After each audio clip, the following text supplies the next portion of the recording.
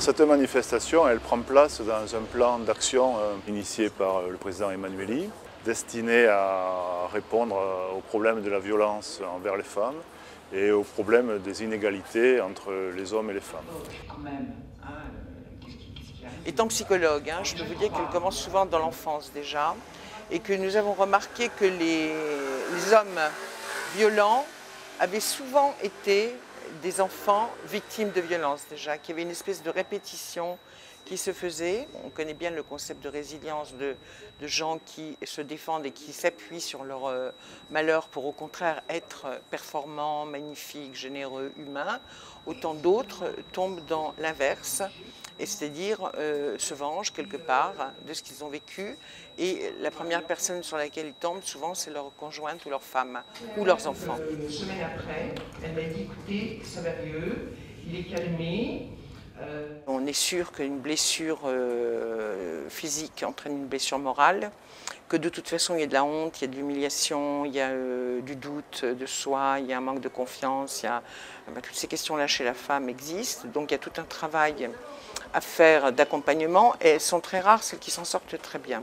Un enfant de 8 ans, on ne va pas l'exclure de l'école. Enfin, Je crois que se mettent en place justement des équipes capables de lutter contre cette violence et capables surtout d'accompagner les femmes et d'accompagner les enfants et d'essayer de faire justement des conférences comme celle-ci qui sont utiles pour les éducateurs, les formateurs, qui ont en tête, si vous voulez, cette question-là.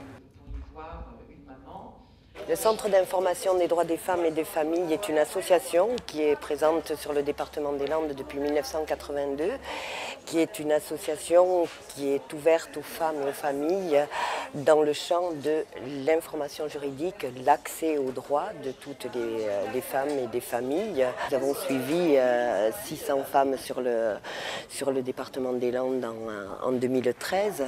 Cette année encore, c'est un chiffre qui va se maintenir à ce niveau-là. Et le rôle du CIDEF est de les accompagner à partir du moment où elles parlent qu'elles sont victimes de violences jusqu'à leur autonomie. Je pense que la problématique des femmes victimes de violences reste encore, même si ça a évolué, reste encore un sujet tabou. C'est un phénomène de société dont il faut parler. Et je pense que des journées de sensibilisation comme aujourd'hui sont des journées d'information et surtout de prévention.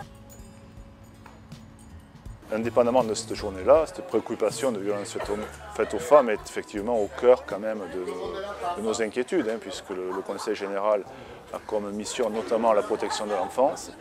Et on sait très bien que lorsque dans un couple il y a des violences faites aux femmes, la violence faite aux enfants n'est pas très loin. L'intérêt pour nous et pour les enfants, c'est qu'on puisse détecter le plus rapidement cette violence faite entre adultes pour que les enfants ne la subissent pas.